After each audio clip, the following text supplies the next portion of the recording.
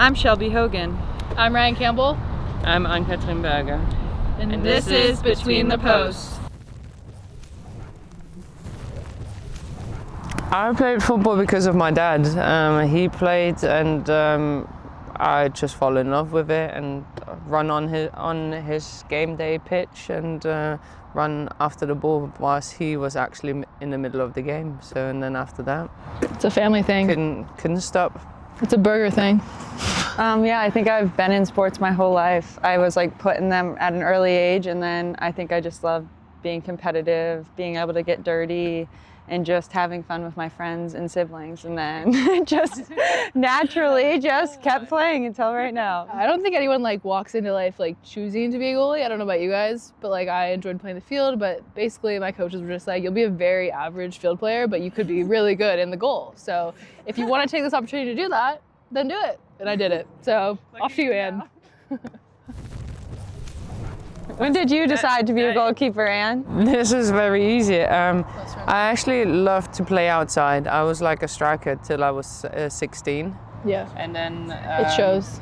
I absolutely hated running at some point, and I absolutely loved playing football, and goalkeeper was the only position where you don't have to run. The ball is coming to you, and most of the time then you look good or bad. Yeah. And that's why I became a goalkeeper, because I got lazy. I don't think there's anything lazy about you, but I was on a club team and our team wasn't great, and so I was playing on the field, and then I would get frustrated because we kept letting in a bunch of goals. So then we came up with a compromise that I would play in the field in the first half and then goal the second half, and just try and score a bunch of goals in the first half to be able to hold on.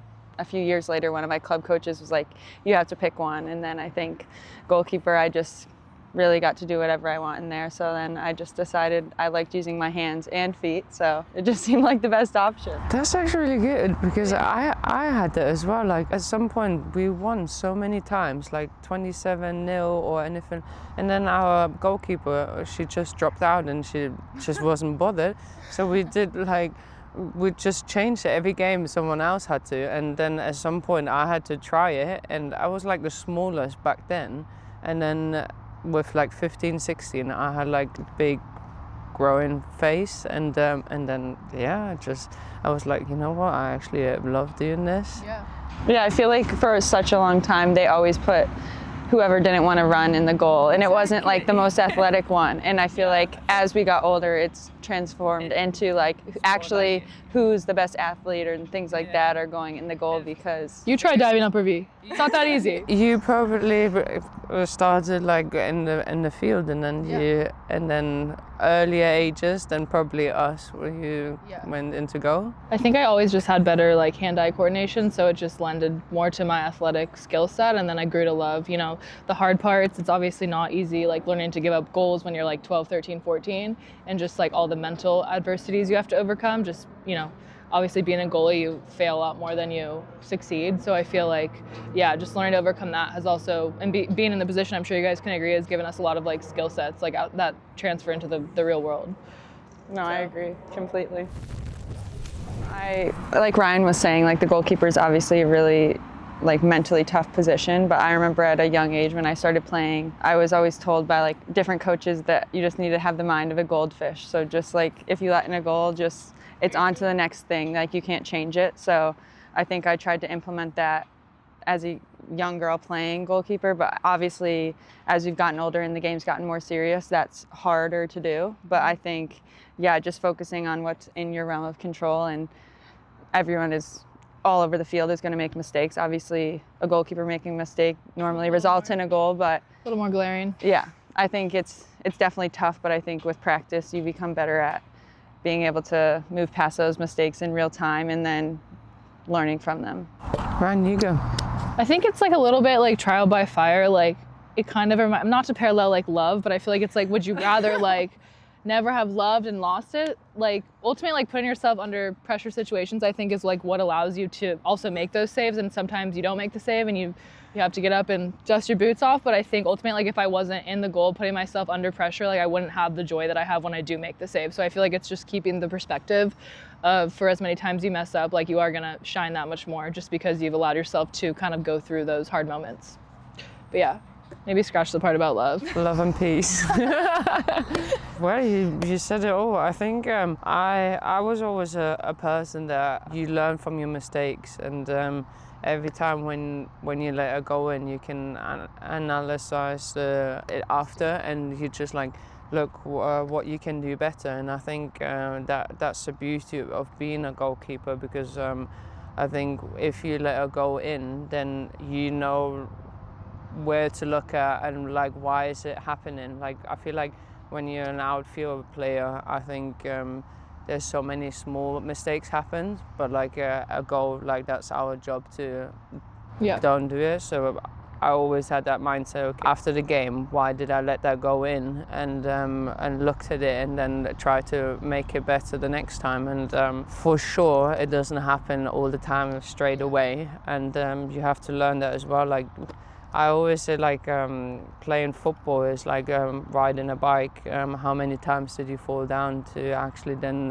get up again, and training wheels are off, and then just try it again. And that's the same in football and in life in general. So you can't be perfect, otherwise the life will be boring. You don't get out of this without scrapes, a few scrapes. It's true.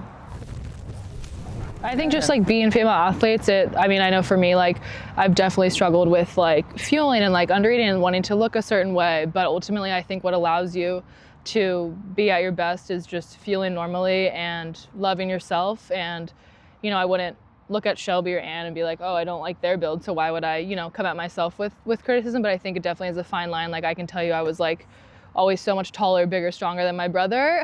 No shame to him, but it definitely is, you know, those like images of femininity, what that looks like, I think are very fluid for female athletes. And I think we, you know, ultimately you have to realize like what allows you to be the athlete, you know, that we all are, is like our size and, you know, our differences. So just embracing them and yeah. Yeah, I agree with everything you said, but I also think like just the accessibility to sports and just like obviously becoming a professional athlete, like I don't know about you, but like it was hard to see that this was possible when there wasn't always like a league out there or things like that, or it was not on TV to watch or like see yourselves in those positions. I think I always knew I wanted to play at the professional level, but I didn't always know what that was going to look like.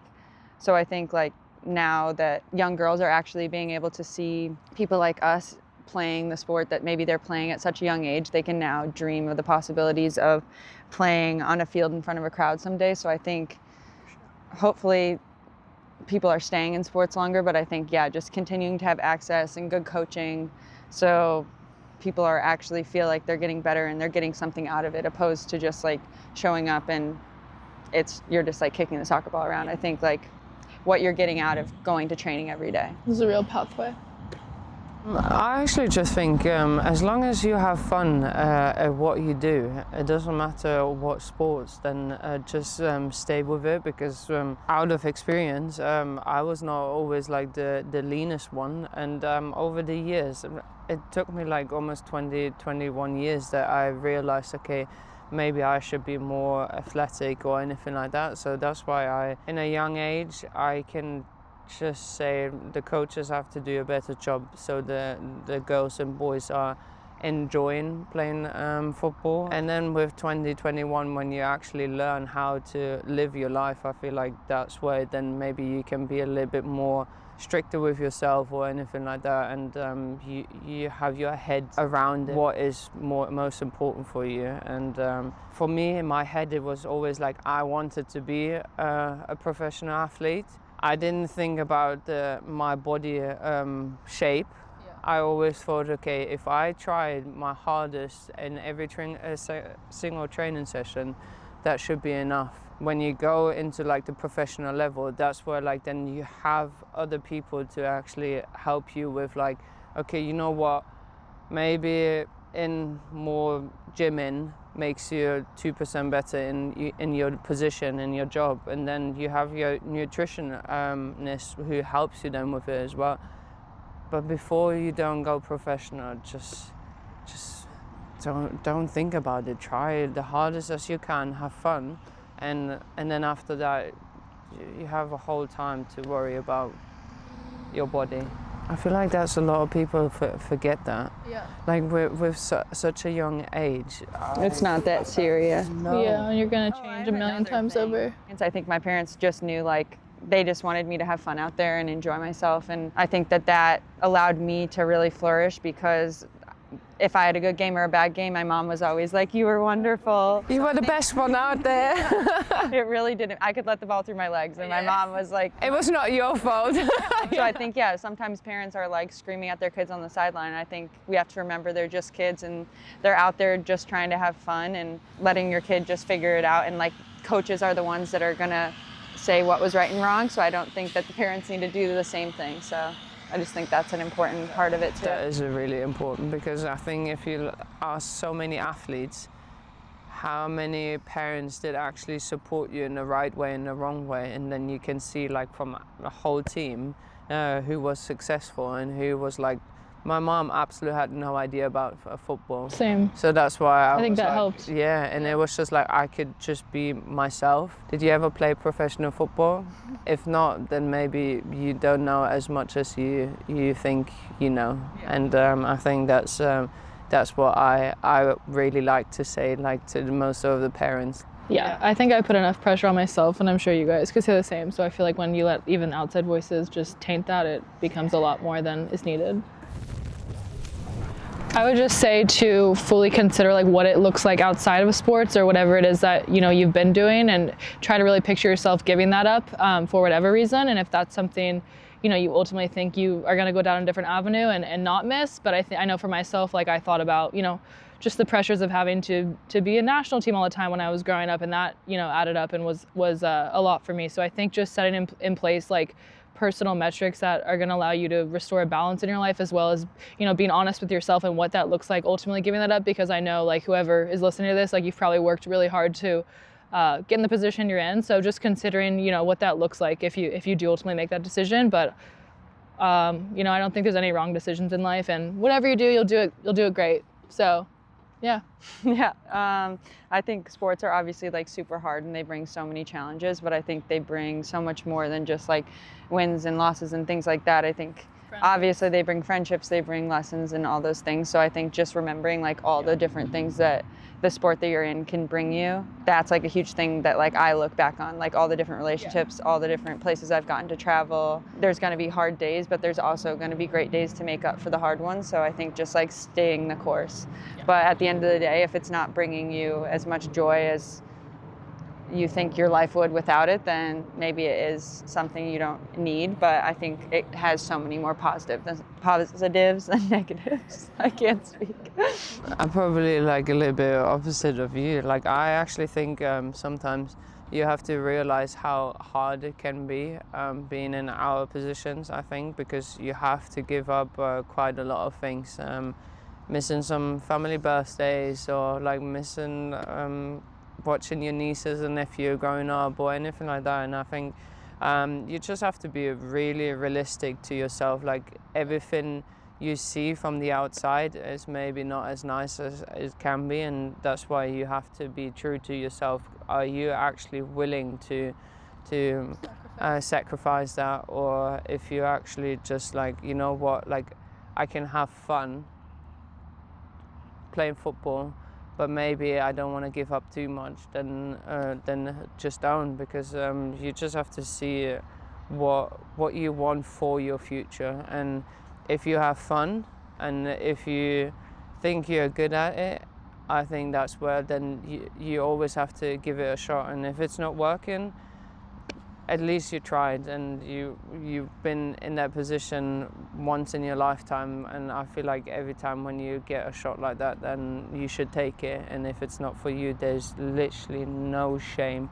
to then stop and quit, because not a lot of people realize what we have to do, because they always see, like, the triumph and everything like that. So that's why I think people should be true to themselves and just figure it out along the way, because that's what I did.